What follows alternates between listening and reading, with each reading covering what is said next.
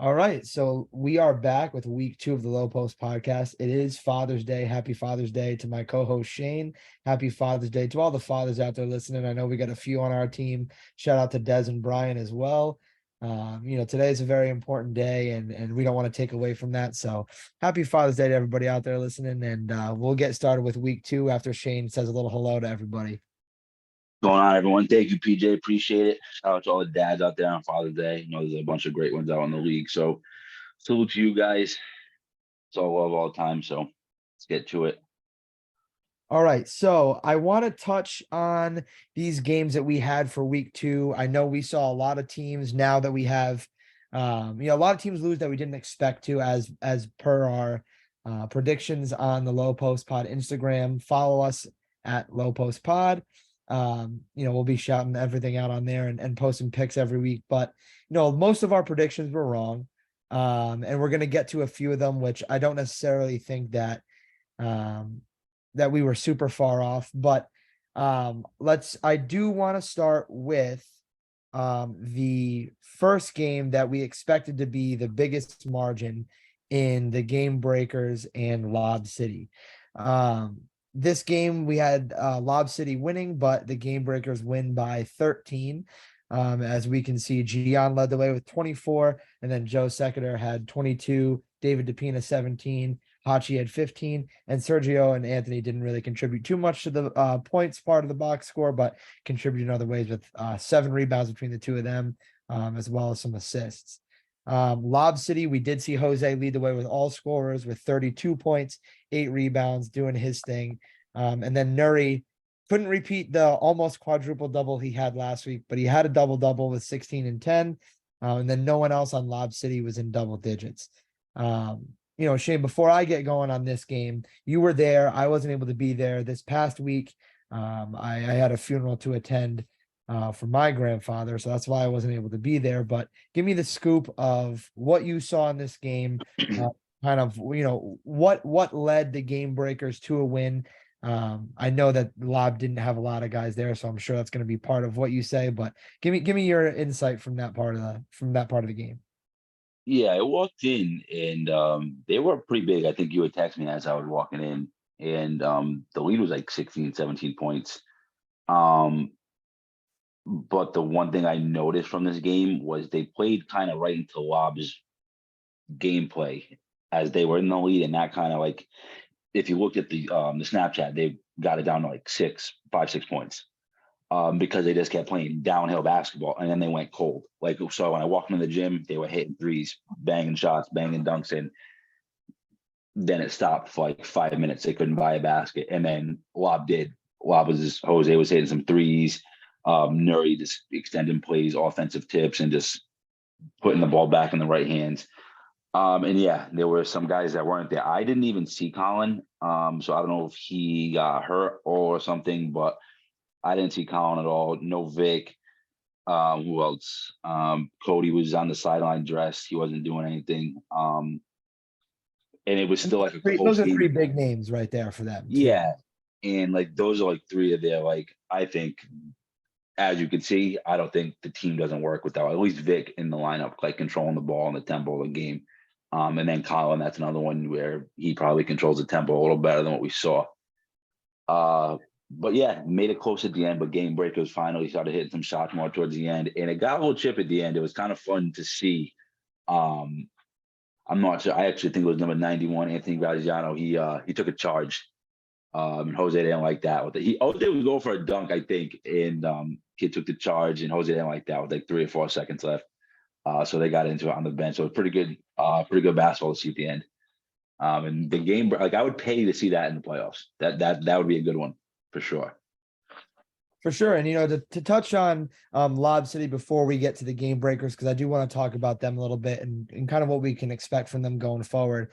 With Lob, the big thing that I see is, one, you don't really have Colin Burns for much of this game. I think that they misattributed a basket to somebody because I'm pretty sure he wasn't there. Yeah, I didn't see him.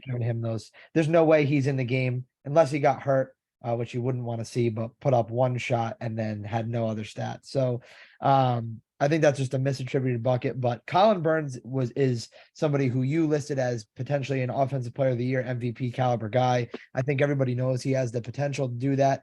Then Cody Crawford, when he's on, one of the better 3-point shooters in the league. For me, the big thing that I see for Lob City is shooting 16% from three. And it's not like they shot 16% on minimal shots. Jose took 20. We know from experience in playing Jose and beating him in the playoffs, you know, when he was back with Boom and beating them in the regular season, the one thing that we've been able to do to neutralize him is to allow him to shoot threes.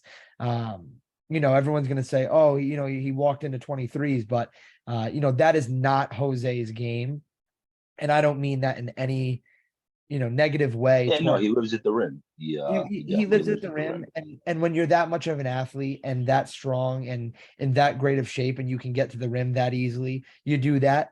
And someone else that we like to say plays that same style of game, not as efficiently, but is somebody like oh my gosh, I can only think of him as Spence Freeman. I was gonna call him Carlton because that's what you call him. Yeah.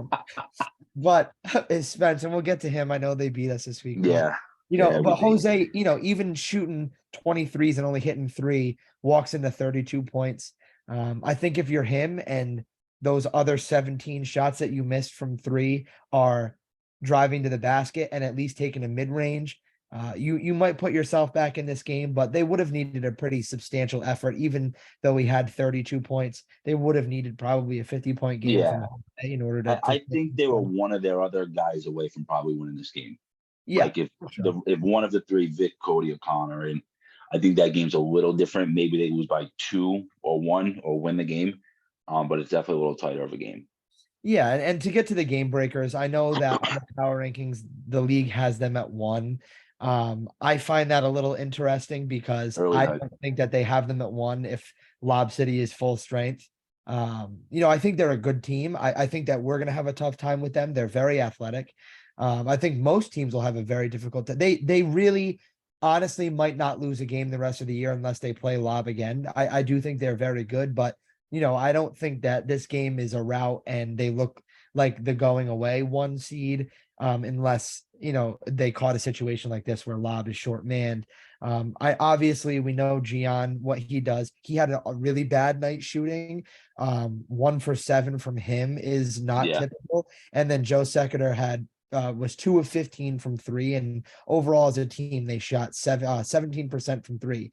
Hachi 4 of 17, 23%, not typical of him. They shot a lot of threes and not a lot of them went in. So I don't expect that to be the trend for the game breakers because all 3 of those guys are better 3-point shooters than their numbers this past week. But to shoot 17% from 3 and to still beat Lob City by 17 points, or what was it? 13 points, 13 points. Yeah. Is good. But I think we have to look at a little bit bigger picture. It's almost like beating the Celtics without Tatum and Brown.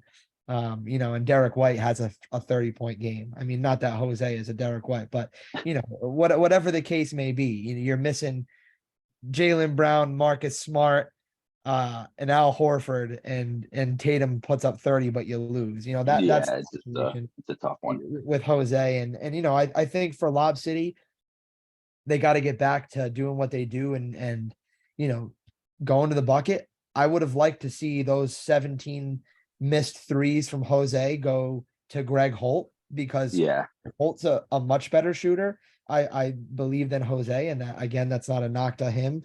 But I know he shot 1 for 6 in this game, but we've seen Greg Holt get really hot. And I think for them, if Cody's not on, he's got to be the guy that's shooting for them.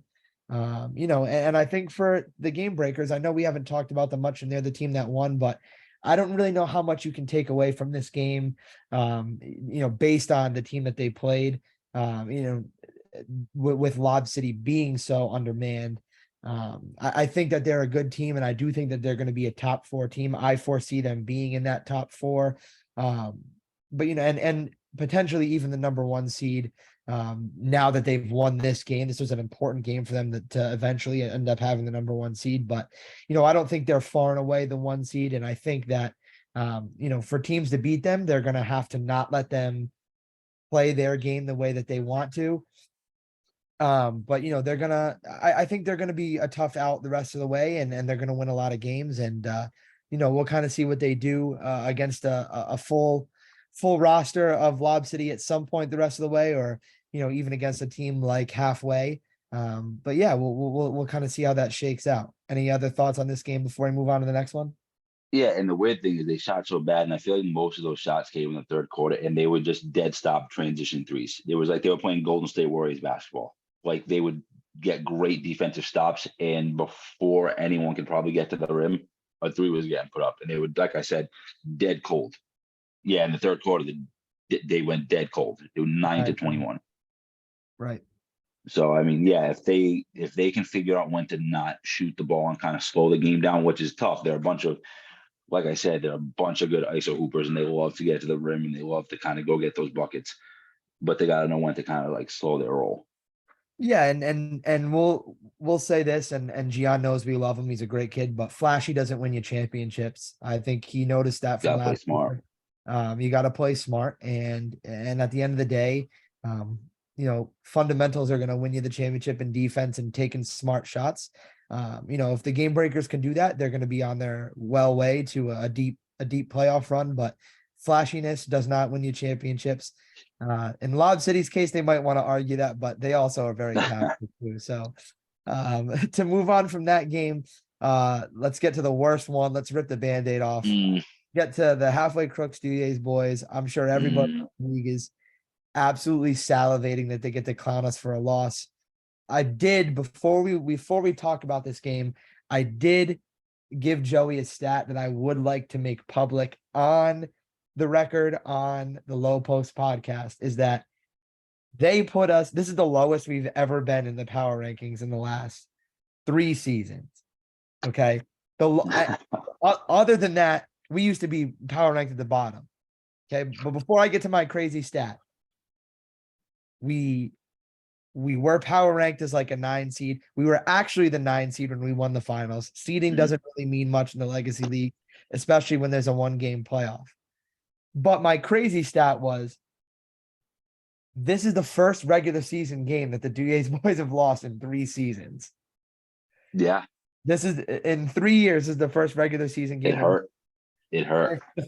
It is the third overall game that we have lost in 3 Legacy League seasons. You go back 2 seasons, we lost in the finals without Johnny Kutu and Vinny Volpe, 2 of arguably the best players to ever play in the Legacy Leagues. We were down by 1 going in the fourth quarter to Lob. So chalk that one up. Last year, we lose in the semifinals in an overtime game to the Werewolves. Great Mm. game. We love the guys in the Werewolves. Great game. Really bad bench technical foul from Anthony Verducci cost us the game in overtime. God damn it, Verducci. Okay. And then this year is our 3rd loss in 3 years in a game that we have a bunch of new guys coming on and no one's ever played together. And we Yeah, get ranked at 5. So I just want to leave it at that. Yes, we lost. Losses don't really mean much to the DA's boys. We bounce back. You guys won't be talking about this week 2 loss when we're in the finals again, I promise. But let's talk about this one. Let's talk about the Halfway Crooks first, then we'll get to us. But Shane, as my on-court guy, I want you to give me the scoop on Halfway. What did they do well? What did they not do well? And then we'll move on to the DA's boys. I mean, shout out to Halfway. They played a great in and out game. Their bigs kind of just opened up the floor for them. And once they knew they had the inside advantage, you had guys like Taj hitting threes. It was so weird to see Joey hit like one dribble threes. You never see it. He was on, and he hit like 2 or 3. What do you go? 3 for 5. Yeah. Oh no, 1. It says he only He went 1 for 5, but you were the it was second at person one point off the dribble, bang. It was at the worst possible time. It's when they really opened up the game. Yep. And every shot was falling for them. So it was just like I was leaving Spence open. I was kind of laughing about it, and then he hit one from out there. So yeah, a great, like I said, shout out to them. Their bigs made it tough. Obviously, we are undersized, for sure. Especially going against Halfway, who has like 3 or 4 bigs on that team.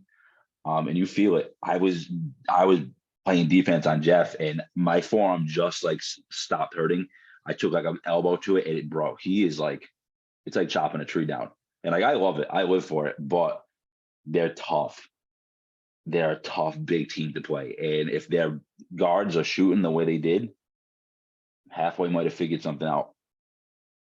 For sure, and I will say that Jeff Winchell is probably one of the favorite friends of the Duvier's boys. He's a great dude. We've had We were great talking. It was battles. funny. And he goes, "What's going on? You guys are looking so." I said, "Bro, I'm old. I'm done." And he goes, "Yeah, I'm just done. I'm with you." And it was good laughs with Jeff all the time. But he's We've had definitely some a good favorite. we've had some good battles with Jeff Winchell back to when he was on the Orcas, and then he was on Right. Island Time. That was the year we won the championship when he was on Island Time. So Yep. we've faced Jeff quite a lot. And Jeff's a really good kid. I mean he's funny. He jokes around back and forth with us, and I think his heart's in the right place, his head's in the right place too. And he's one of those guys that you will absolutely love the trash talk in the game, but after the game will be the first one to dap you up Oh and be yeah. all good, Oh man. yeah. Like, so he's a really cool dude. He put on a really good show for this one. Joey pulled a little rabbit out of his hat and didn't tell anybody they had Taj Eddington joining them. Taj Eddington also being one of our favorite guys from last year. Great kid. Him and Devin Devon Pina, Joey again, the scalper, pulling those guys from their team last year. Taj Eddington, I will say, Danny and I said last year is arguably one of the best point guards in the league when he's out there. He facilitates, he plays He fantastic. really is like freakishly athletic, and it's kind of weird you see someone with his size, and he still moves like really well. And Yes. he like it's insane, in and out, hitting the shot. So yeah, Taj is someone who, if he's on, and he was on, shot 58%. That's a tough kid to stay in front of sometimes. Yeah, and he's built like a bull, he's built like a running back. Yeah, you feel it when he comes into you. Yeah, I could tell you, I definitely wouldn't want to be on the other side of a charge coming from Taj, but Taj Yeah, is a bro, I good lost dude, some bruises from this game. and he's a defensive guy. He's a defensive point guard. That's how he plays. I still haven't gotten to see much of Dom Langston. Not too much from him from three, but 8 for 13 from the field. I'm assuming a lot of those were He dunks. gets he gets smart baskets. He goes where it's open for sure. Right. And looking at the rebounding totals, halfway doubled us in rebounds. We got 40 killed. for they're a big team. And I think the way that teams are going to have to beat halfway is through getting them tired, which used to be the case because Joey loves running a big team. But their bigs are athletic now, and I don't think that that's necessarily going to be the easiest thing to do. You're just going to have to play bigger than you are when you play halfway. And if you don't have the size to match up with those big guys, it's going to be a tough night. But I think limiting the other guys around them, such as a Spence Freeman, such as a Jared Hansen, Mike Wilbur, those guys, and really limiting Taj, because you're not really going to be able to limit the Dom Langstons, the Devon Pina, the Devin Devon Pina, and the Jeff Winchells of the team. I think it's going to have to be those other guys that you prevent, and you let Jeff go beat you. You say, Jeff, all right, if you can do this, go beat us. You scoring 40 points. And I think that that's kind of how teams are going to have to approach it. If you can shut down Dom Langston, that's going to be the way that any team, including the Duvier's boys, hopefully can beat this team come playoff time. But they are big, they are athletic, they get to the rim. Not the best 3-point shooting team. I'm pretty sure similar numbers from last week in the 20s, percentage wise from three. But let's get to the Duvier's boys because I have a lot to say. I'm sure you have a lot to say. 25% shooting from three is where I want to start. Last week we shot 50% from three. I think that neither one is going to be the reality. I don't think we're ever going to shoot an average of 50% of three from most games or an average of 25%. I think we're probably going to sit around that 37 mark, right in the middle, 35 to 37, which is great. But we are a 3-point shooting team.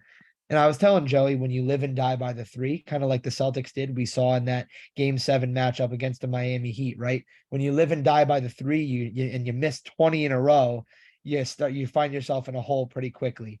And I think that that's what happened for the Duvier's boys. I will say our new addition, Desmond Williams, played great. And Mhm. from what I saw, Dez wasn't even really playing like Dez. I think he was a little bit timid to be the guy. Which I promise on Tuesday I'm gonna yell at him and say, Dez, whenever you want to shoot the ball, you can go right ahead. I think he was trying to play too much team basketball. He tried to facilitate, and that's his, like, he's not like gonna, like I said, he's gonna go and get his, but he does try to keep everyone involved. Everyone plays better around him. So I think that was the case in this situation. Tried to move the ball around, tried to get everyone comfortable. He knew it was an off shooting night, so we just tried to keep putting the ball in guys' hands, especially Lucas. We wanted him to keep shooting the ball. He wasn't taking bad shots. There was a cover on that rim, man, for all of us, every last one of us. Yeah, and we look at our guys who both shot 50% plus 50% from three last week. Lucas Panacchia, Corey Bardsley. Those guys shot, I think, 55 and 53 or 55 and 60% from three, respectively. And this week, like you said, the lid was on the bucket. Lucas shooting 12%, 1 of 8, and Corey 1 of 7.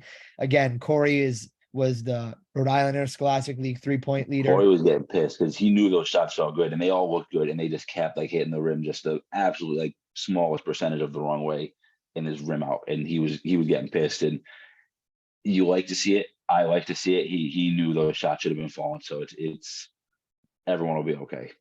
Not something I'm freaking out about. And I definitely think that those two guys are not going to shoot 1 for 7 and 1 for 8 the rest of the year. No. They're very good 3-point shooters, as we know. And Brian Yarson, his first came back, a little bit slow on the legs. He's a dad now. He's getting old, but we love him as ugly as he is. And 2 for 9 isn't typical of him. I mean, we know playoff Brian and MVP Brian when he was the MVP of the league, and I think he just might need a game or two to get back to his level. But we know Brian is a 15 to 20 points a game every night kind of guy, and this was a rust game. Get the rust off. Unfortunately, it was a tough game to have the rust on, but yeah, the bright spots for the Deuxers boys in this game are, one, that Dez looked fantastic shooting the ball in his first game, getting to the rim, doing what he wanted to do. I think if he's a little bit more aggressive, he's going to be totally fine.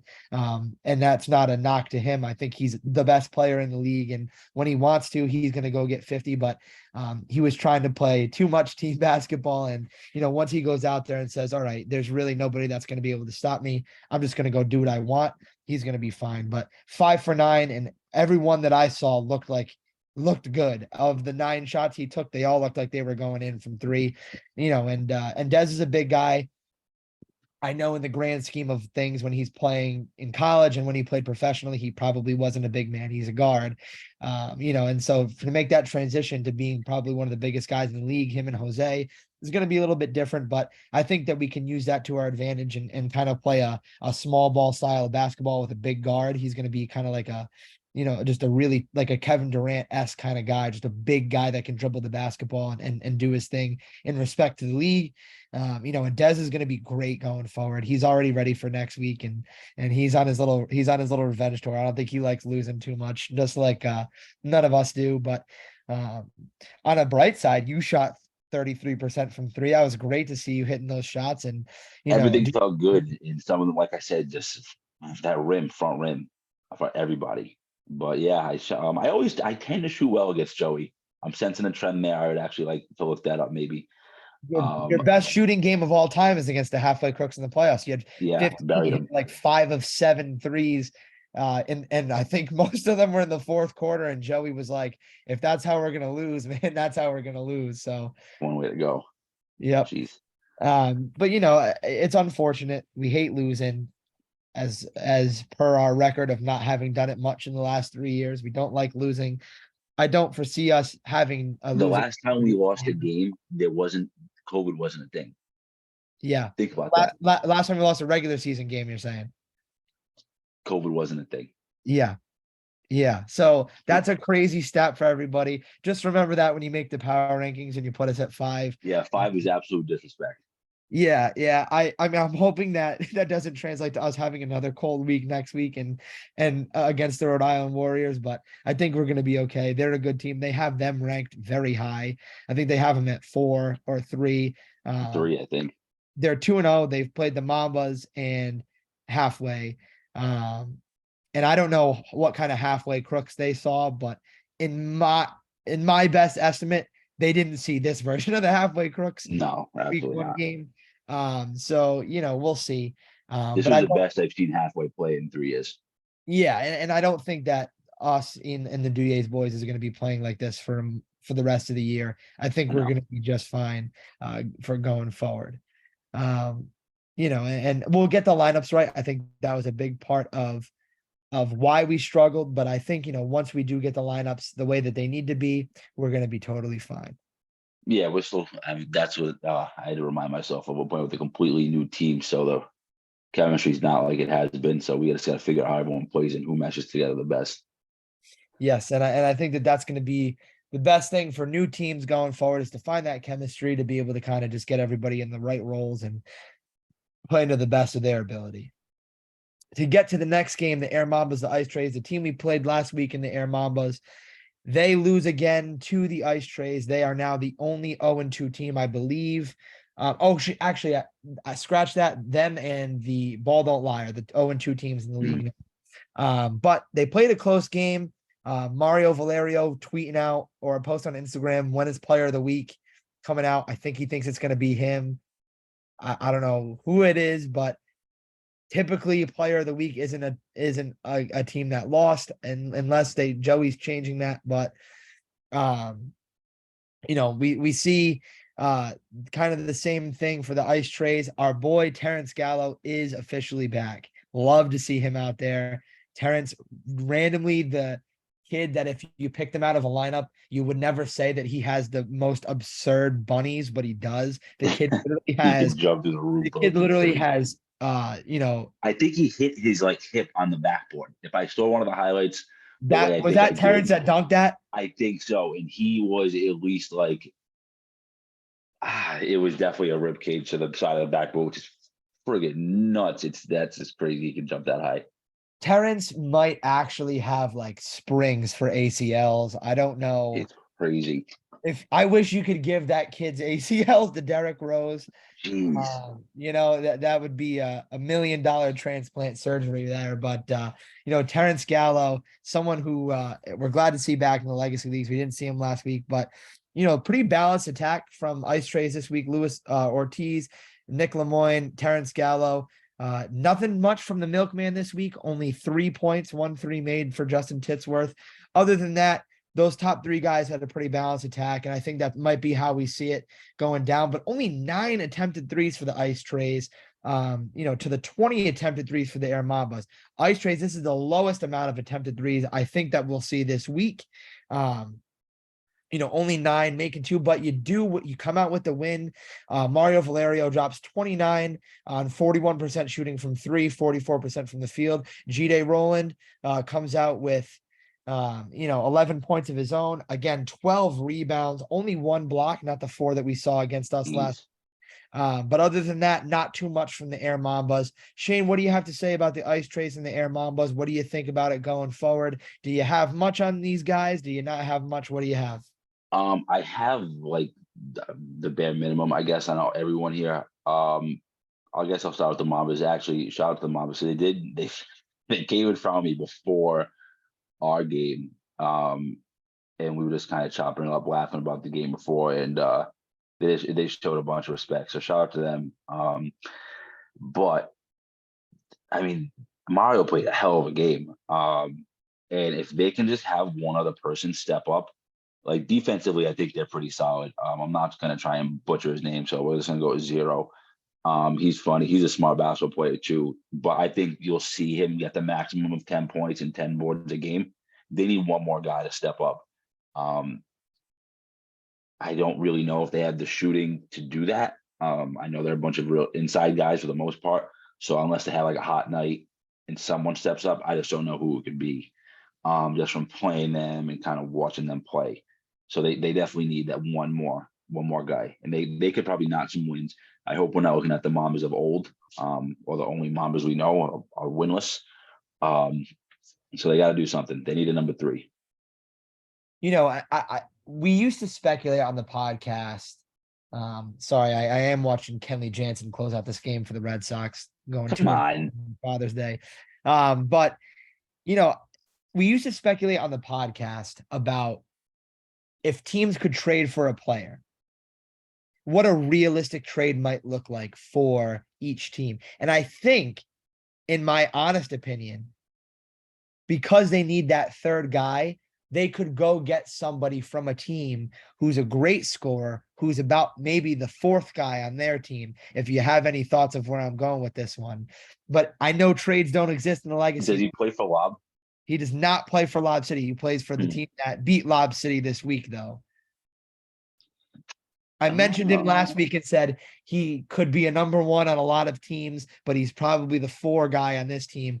And I think in a perfect world, if this was the NBA and you could make trades, the game breakers would trade this guy to the Mambas for potential future picks and some bench. Gotcha. And I'm thinking that guy would be Hachi. Yeah, I If could you see have that. if you have He a can give you Mario some solid Valerio, points. yeah. If you have a Mario, a Jide, and Hachi with you, that's a good big. Yeah, that's exactly what they need. They need a Hachi. That would be a realistic thing. Maybe Joey can implement trades into this league because I think that'd be a really cool way Oh to shake God. things up. But I think you're right. I think that they can't rely on Mario to go get 30 every game and expect that to win them the game. I think you're right with Jide being that 10 and 10 guy. He is a very he's a very DeAndre Ayton, 10 to 15 points, 10 That's to a great comparison. 10 Yeah. to 15 rebounds. Not going to shoot threes.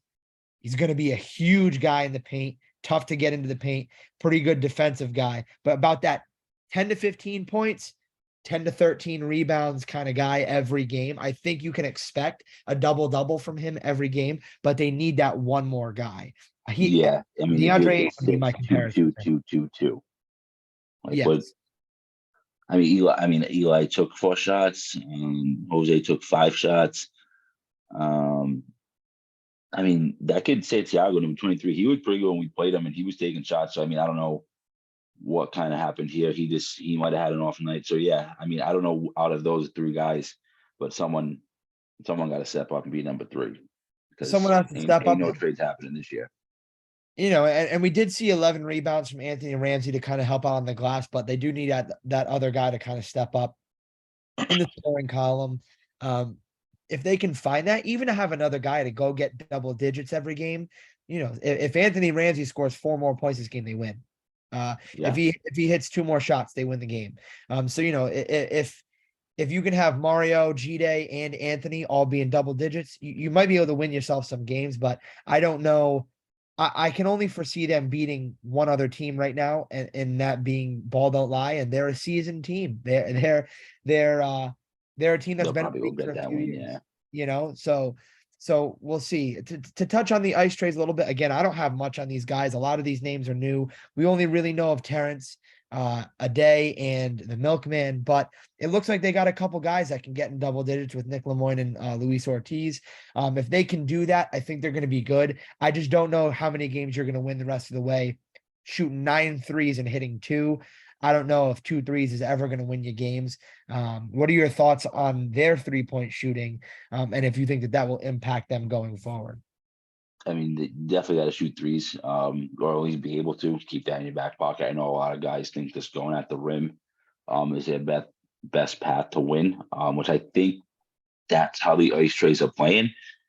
They do attack the rim. They kind of just get to it and don't rely on the 3, which there's a lot of run. You could tell this from the post game. They were sweating. They were out of breath. So I just don't know if they have that in their bag and they're just holding on to it till they need it. But they won't win a playoff game not taking threes. That's for sure. But they're winning. For sure, and they're winning games, and I think as long as you're winning games, you can't really complain too much. So, good job on the ice trades this week, and we'll kind of see what they have for us going forward. And then to touch on the last game, we have the only other 2-0 team, the Rhode Island Warriors, winning against Ball Don't Lie by 19 points. Sorry, my math isn't mathing today. But it looked pretty much like it was going to be a blowout after that second quarter. First quarter, Rhode Island Warriors 9, ball don't lie 7. And then you have a second quarter where the Warriors score 22, hold ball don't lie to 5. That's pretty much the game right there. In and of itself, that's what, a 17-point difference Yeah. there. That's the game. This is the second quarter. So you don't have a second quarter like that. You probably keep yourself in this game. Looked like Charles Alexander and Marvin Dowdle. Those are going to be the two names that we're going to hear all year for the Rhode Island Warriors. Again, they're saying this Charles Alexander kid's a monster. We're going to But see they did this with 5 guys. They didn't have a bench. Yeah. Yeah. They did that with 5 guys, and we're going to see what Charles Alexander and Marvin Dowdle have next week. Joey said that we pissed halfway off by talking bad about them. So that's why they played so good. I don't want to piss anybody off. I just don't know anything about Charles Alexander yet or Marvin Dowdle in that respect, just because they're new guys. They appear to be good players, both scoring 20 points or more in both games. So those are going to be the guys that we're going to try to stop next week. And again, I don't think they're a very deep team. I do think they're a very top-heavy team. This is what the box score has looked like these last 2 weeks. You got your 2 guys and then everybody else. But, we'll kind of see. Robert Braxton, 15 boards. He's the guy on the boards. And it seems like everybody on this team goes and gets rebounds. So 52 rebounds to 38. That's going to probably win you the game. Mm-hmm. And then we look over at Ball Don't Lie. I don't know any of these kids other than Ellis Einhorn. I mean, I have absolutely zero idea. I don't even want to speculate too much on Ball Don't Lie because I really can't tell you anything other than the fact that Ellis Einhorn used to play for the Swish Kebabs when they were a team. Swish kebab, holy shit. But that's really all I can tell you about this team. I haven't seen much of them. We haven't played much of them, but I can tell you that when you shoot 17% from 3, you're probably not going to win a lot of games. And when you shoot 26% from the field, you're probably not going to win a lot of games. And when you get out rebounded by 14 rebounds, you're probably not going to win a lot of games. That would be my suggestion of Ball Don't Lie. Again, they've played Lob City and the Rhode Island Warriors, who are 2-0, so you can't knock that yet. So technically, they've played 2 really good teams. We'll see how good the Rhode Island Warriors are going forward with their schedule. We know what Lob City is. So I don't know really what to say about this Ball Don't Lie team if they've just had a tough schedule. But again, I don't know any of these guys from Adam, so I don't want to speculate too much on them. But what do you think about the Rhode Island Warriors? They have them power ranked as one of those top 4 teams. They are 2-0 in the standings. They are the number 1 seed, tied with the Game Breakers. And actually, are they? Yeah, they're tied with the Game Breakers. So, what do you foresee them going forward? I know you and I said that we don't foresee them being a top 4 team at the end of the year, but right now they are. So what do you see from them going forward? I gotta see them do this against a contender for sure. Like we'll find out this upcoming week, what they're all about. And that's not disrespect. I just think I have a lot of faith in us. But like you said, they're top heavy, and that could just work for them. They could have these 2 guys that are really good, and that's how they're gonna flow. But if they're just running 5, they're gonna be gassed.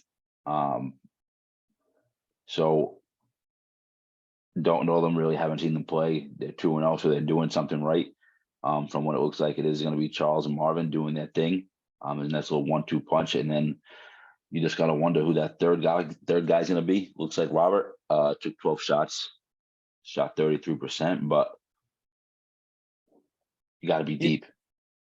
For me, the thing I look at with the Rhode Island Warriors and is their success sustainable? And the reason I say no, and again, I know that if by some miracle we lose this week, again, that I'm going to look like an asshole in saying this, but I don't think their success is sustainable. And it looks, for me, it's the assist numbers.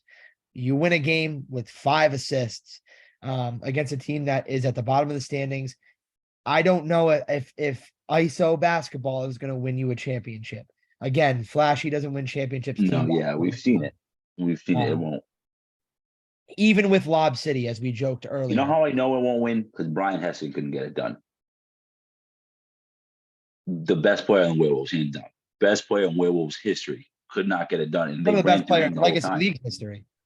Exactly. They couldn't get it done through him.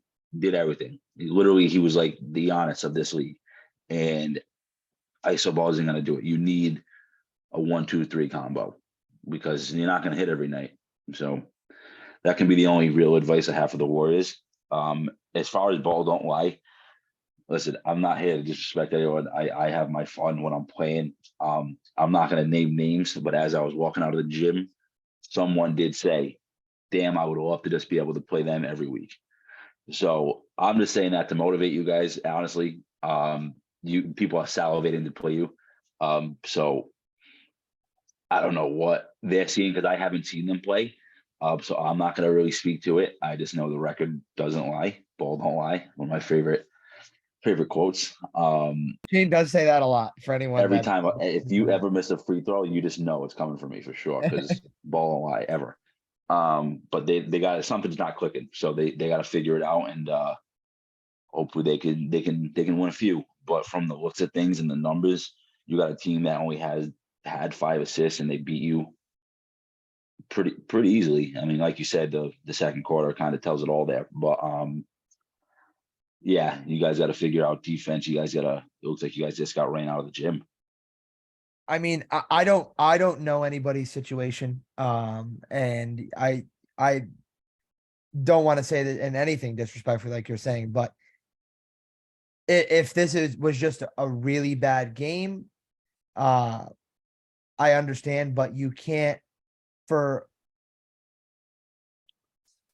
have a guy on your roster going 0 for 15. Oh, I didn't even see that. And again, I don't I know thought that was a guys. DNP. I don't know these guys. I don't know the situation. And so I don't want this to come off disrespectful. Jesus. And if it does, and I'm wrong, I apologize. But you know, I that's a difficult. Bro, pass the ball. Look, I mean, if I took 15 shots, Shane, I'm probably going 0 for 15. There's a reason Bro, I but you don't. would have 2 or 3 assists. I would hope no assists with 15 shots and none made. There's You're a hitting the reason bench, I my don't boy. shoot 15 shots a game. You know, That's nuts. I didn't even realize that. Wow. so again, we don't want to come on here and disrespect anybody, and it's just of I think my teammates in past years wouldn't have been happy knowing my skill level of basketball with me coming out and shooting 15 shots.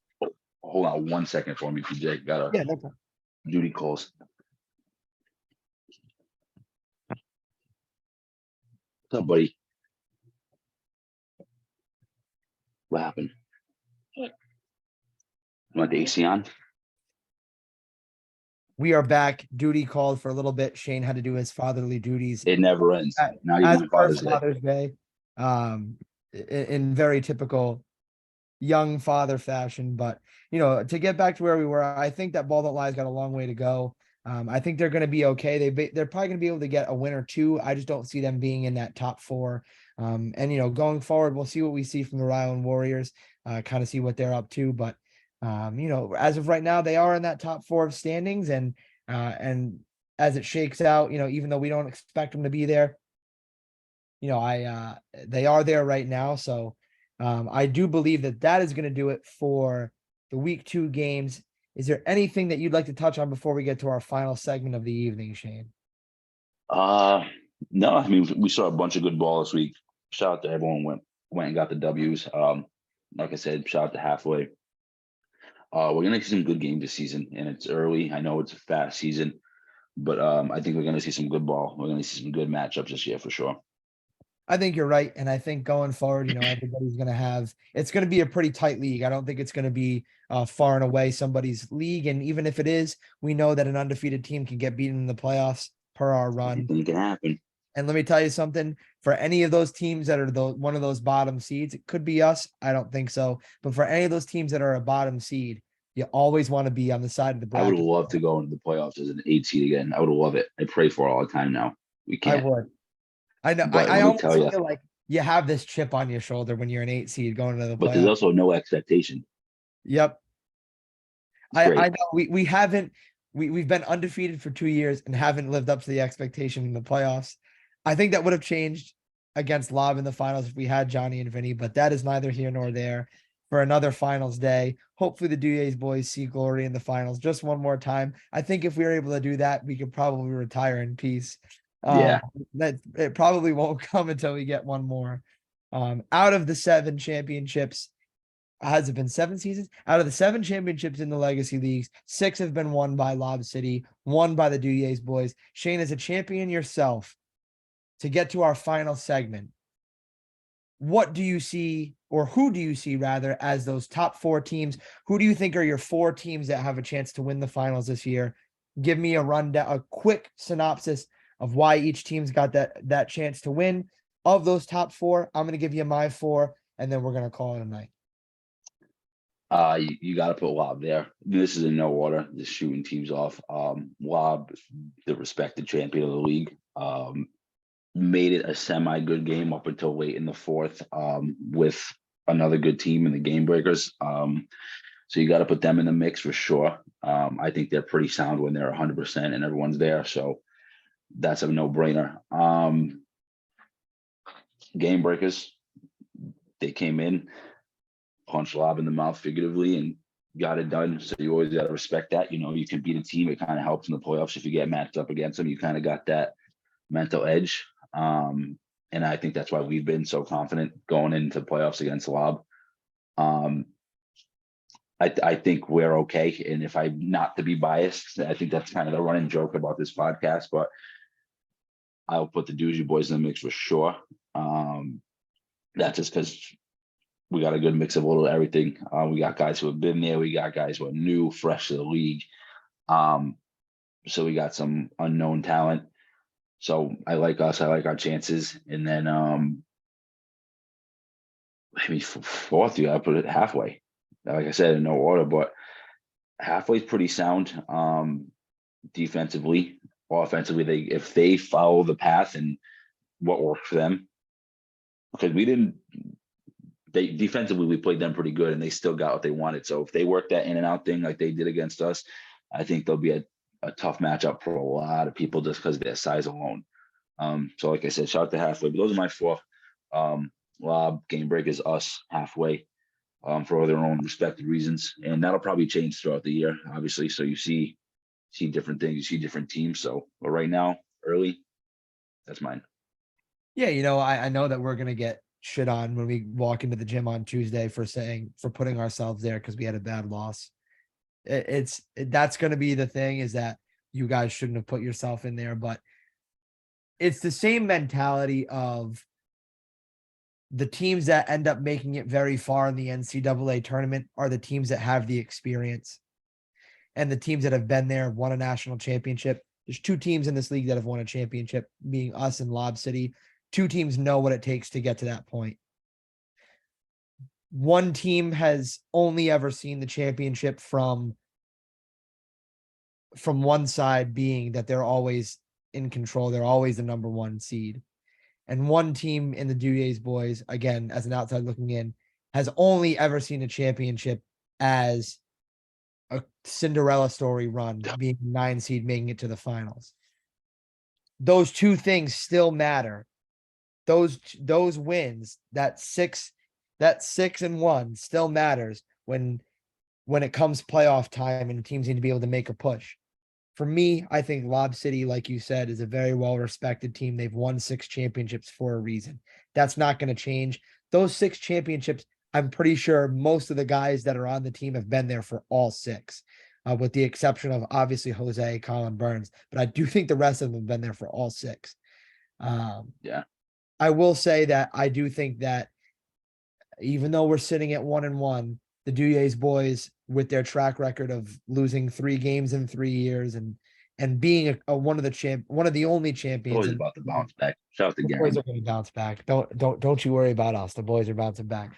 But I do think that you have to keep us in that mix until we show you that we're not. And even if we show you that we're not and end up as the 8 seed at the end of the year, we can still win a championship. So I think we're always in it. And then my other 2 teams, I agree with you right now, would be the Game Breakers, because I think that Gion's capable of doing it. I think he's got the guys around him to be able to do it. He's seasoned in this league now. It's his 2nd year. They have the talent. If they can keep playing well and keep playing together, they're going to be easily one of the favorites to win the championship this year. And I think there, as of right now, you're right with halfway. Not to disrespect anybody on the Rhode Island Warriors. I just don't think the league has seen enough of them to know what they're capable of. They could go into the playoffs as a top seed and lose in the first round because they don't have that experience, not because they don't have the talent, but in the playoffs, players win you games and teams win you championships. And I think that experience is going to mean a lot. Individual play might mean a lot, but I think team play is going to mean a lot. And I just don't foresee them being a finals team this year. I think that if they keep going on the track that they are, they could be a finals team in years to come.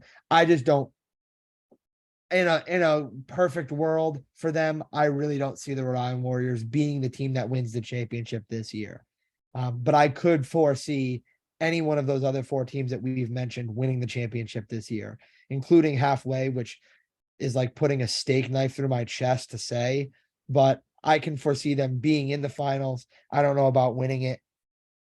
The teams to me that I can really foresee holding up that trophy and scribing their name for the 8th season of the Legacy Leagues really comes down to Lob City, the Game Breakers, and the Duyes boys. But, I know that the rest of the league, only thing that they ever care about is beating us now. So, we'll see how it goes the rest of the way. Anything else that you'd I like? got to apologize because I put the target on our back every week. These guys look to like get something out of me now, and it's fun, and I get it. And I know mostly, I think everyone in the league gets it. Just kind of, it's my thing now. But yeah, I kind of put a huge target on our back every week, and people, if I've gotten them before, they have a taste of revenge, and if they think it's going to be a game and they can get under my skin, they're going to go for it. But I enjoy it. I love when they come out of the woodwork and they go, everyone has something to say when we lose, but it's been quiet for 3 years. Not really much can be said. So got to expect it. Teams have been waiting for us to lose a regular season game now for a while. So, we'll leave it at that. And, I think it was a good week in the league. It's going to keep the league close. Obviously, it's only 8-game season before we move on to the playoffs, a shortened season. But, I think we're going to see some great matchups along the way. And I think certain teams are going to pull away from others. And, again, once those playoffs hit and every team's in the playoffs, seeding does not matter. I promise you firsthand, we can tell you that. So, no team is out of it until they're actually out of it. And I think honestly, that's going to wrap it up for us on this beautiful Father's Day. Shane, is there anything else that you'd like to add before we get going? No, I just can't wait to get at the RI Warriors on Tuesday, because I know now that when this drops, they're gonna hear it and they're gonna use it as ammo. And listen, we got to see how we bounce back, which I'm pretty sure we bounce back pretty well. But we're gonna find out a lot about Tuesday, who got more fight in them and who's ready, who's real. Yes, we will. And with these matchups coming up, we're going to find out who people are. But, we couldn't have our brother in crime, Danny, on the podcast today. He's studying for his exams. I know And he's busy being a smart guy. busy being a doctor. It's probably the easiest thing, and he's just over exaggerating. But we love Danny. We wish he was here. But in classic Danny fashion, I am going to leave the audience with the quote. So that's good. That's going to be our show. If you have any comments or complaints, just keep them to yourself. See you next week. Love that.